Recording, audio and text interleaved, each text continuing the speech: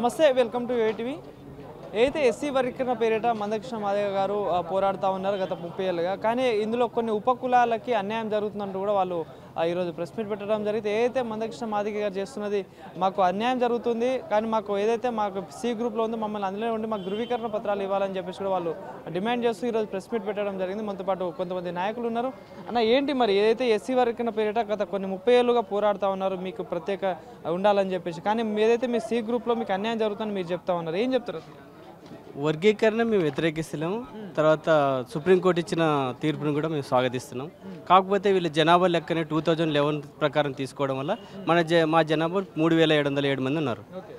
దాని తర్వాత మాకు ఆ 3707 ఉండడానికి కారణం ఏంటంటే మాకు రెవెన్యూ అధికారులు కుర్వ బీసీ సర్టిఫికెట్లు ఇచ్చి కుర్వగా సమాజంలో సొసైటీలో పరిచయం చేశారు మా కులాన్ని.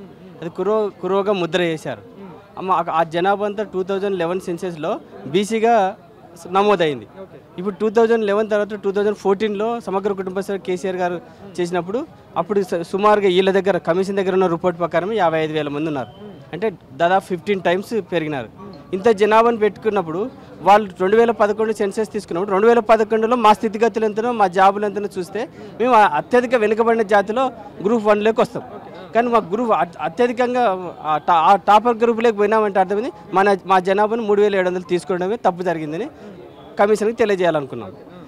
ఈ సి గ్రూపులో ఉండడం వల్ల మా జనాభా ప్రస్తుతం ఉన్న జనాభానిచ్చి మా జనాభా ప్రకారం మాకు ఈ పర్సెంటేజ్ ప్రకారం రిజర్వేషన్. ఎస్సీ వర్గీకరణ చేస్తున్న దాంట్లో మరి ఉపకులాలు అయితే మీ కులాలకి అన్యాయం జరుగుతుందా న్యాయం జరుగుతుంది? మరి అయితే మందకృష్ణ గారు చెప్తున్నట్టు అన్యాయం ఏం జరుగుతలేదు. జనాభా ప్రాతిపదికన ఇవ్వాలనుకున్న దాంట్లో అన్యాయం జరుగుతుంది. మా జనాభాను 2011 సెన్సెస్ ప్రకారం చూస్తే 3000 ఉన్నారు. 2014 ప్రకారం చూస్తే 55,000 ఉన్నారు. ఇప్పుడు తీసుకుంటే 2 lakhs ఉన్నారు. ఇంత వేరియేషన్ ఉన్నప్పుడు ఈ వేరియేషన్ పర్సెంటేజ్ దాంట్లో రావట్లేదు కదా, అది మాకు అన్యాయం జరుగుతుందని మా కులాన్ని చేర్చలేదు. ఇప్పుడు మీ డిమాండ్ ఏంటి మరి ఈరోజు? మీరు లేటెస్ట్గా 2024లో సెన్సెస్ ప్రకారం జనాభా ప్రాతిపదికన ఈ గ్రూపులు చేర్చి ఆ పర్సెంటేజ్లు డిసైడ్ చేయాలని అంటున్నాం. ఈ గ్రూపులు ఉండడం వల్ల మాకు ఏం ప్రాబ్లం లేదు. ఓకే చెప్పండి, మీరేం చెప్పండి. అదే సార్, మాకు ఉమ్మడి మహబూబ్నగర్ జిల్లాలో మా కులం కేవలం ఉమ్మడి మహబూబ్నగర్ జిల్లాలో ఉంది. మాదాసి కురువ, మదారి కురువ. కృష్ణా పరివాహక ప్రాంతంలో కర్నూలు కానీ అటుపక్క ఉన్నారు. మాకు ప్రభుత్వము కుల ధృవీకరణ పత్రాలు ఇవ్వడంలో చాలా మాకు జపం జరుగుతుంది. అధికారులు, కలెక్టర్లు కానివ్వండి, ఎంఆర్ఓలు కానీ, ఆర్డీఓలు కానీ ఎవరు పనిచేయడం లేదు. మాకు కుల ధృవీకరణ పత్రాలు ఇవ్వాలంటే వాళ్ళు అసలు ఇవ్వడం లేదు. మాకు మెయిన్గా ఉమ్మడి మహబూబ్నగర్ జిల్లాలో మా కులానికి అన్యాయం జరుగుతుంది. చదువుకున్న పిల్లలకు కూడా ఈరోజు ఏం చేయాలన్న తోచిన పరిస్థితిలో ఉంది మాది. కాబట్టి మాకు వెంటనే కుల ధృవీకరణ పత్రాలు వచ్చేటట్టు మేము షమీం అఖ్తర్ గారికి కూడా ఓ లెటర్ రాసినాము. మాకు గత జనాభా ప్రాతిపదికంగా పొందపరిచి రిజర్వేషన్లు చేసినందుకు మాకు అన్యాయం జరుగుతుంది. వాస్తవంగా అయితే మా జనాభా ఇప్పుడు కొత్తగా ఇప్పుడు సర్వే చేసిన ప్రకారంగా లెక్క చూస్తే 2 లక్షలు ఉన్నారు. మా 3500 జనాభాని చూపించినప్పుడు మేము సిలో ఉన్నప్పటికీ కూడా మాకు 2 లక్షల మందికి వచ్చింటే మాకు న్యాయం జరిగేదే. ఈరోజు మాకు అన్యాయం జరుగుతుంది. వాస్తవంగా అంటే 3500 మందిని చూపిస్తుంది ప్రభుత్వం. మేము 2 లక్షల మంది ఉన్నప్పటికీ ఇప్పటికీ జనాభా లెక్కల ప్రకారంగా 3500 మందిని చూపించడం వల్ల మాకు నష్టపోతున్నాం అనే భావన మాలోనే ఉంది. మాకు ఉమ్మడి మహబూబ్నగర్ జిల్లాలో ఆర్డీఓ ద్వారా కాకుండా ఎంఆర్ఓ ద్వారా కులపత్రాలు ఇచ్చే విధంగా మాకు ప్రభుత్వం స్వాగతిస్తున్నారా, వ్యతిరేకిస్తున్నారా? ఎస్సీ వర్గీకరణను మేము 100% స్వాగతిస్తున్నాం. ఈ ప్రభుత్వం, రేవంత్ రెడ్డి గారి ప్రభుత్వం, దామోదర రాజనరసింహ గారు మంత్రి గారు కూడా చాలా బాగా ఈ యొక్క కాన్సెప్ట్ బాగా చేసినప్పటికీ మందకృష్ణ మాదిగ గారు కూడా ఇది కాదు అది కాదు అని ఆయన ఇంకా వెనుక ఇది చేస్తున్నాడు. లేట్ అయ్యేటప్పటికీ కులాలందరికీ కూడా అన్యాయం జరుగుతుందనే భావన అన్ని కులాల్లో ఉన్నాయి. అయితే ఇది వెంటనే ఈ కులగణన అనేది సరైన పద్ధతుల్లో ప్రభుత్వం నిర్వహిస్తుంది.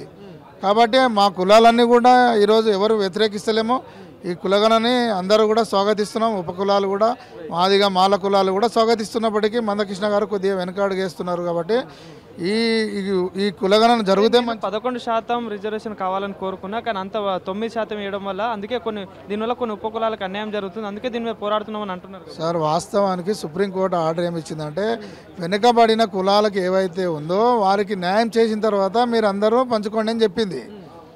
మాల కానీ మాది కానివ్వండి, వాళ్ళు ఆల్రెడీ ముందడుగులనే ఉన్నారు.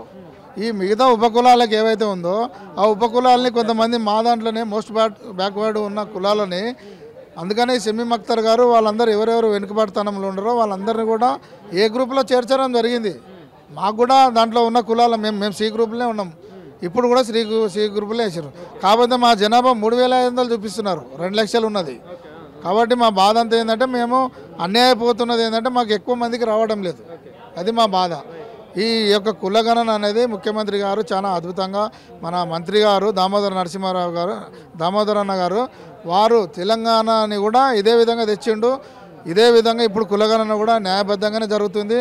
మంత్రి గారికి ముఖ్యంగా కృతజ్ఞతలు తెలియజేస్తున్నాం. ఎందుకంటే ఆయన ఆధ్వర్యంలోనే తెలంగాణ వచ్చింది, ఆయన ఆధ్వర్యంలోనే కులగణన జరుగుతున్నందుకు మా కులాలందరూ కూడా సంతోషంగా ఉంది. దామోదర రాజనరసింహ గారికి ప్రత్యేక ధన్యవాదాలు తెలుపుతూ మరీ ముఖ్యంగా మేము మా రేవంత్ రెడ్డి గారిని ఒకటే అడుగుతున్నాం. మాకు ఉమ్మడి మహబూబ్నగర్ జిల్లాలో మా కులానికి మదారికుర్వ కులానికి కులపత్రాలు ఇచ్చే విధంగా ఎంఆర్ఓ ద్వారా ఇచ్చే విధంగా చేసే వారికి మేము చాలా ధన్యులమై ఉంటామని రేవంత్ రెడ్డి గారికి తెలియజేస్తున్నాము. Thank you.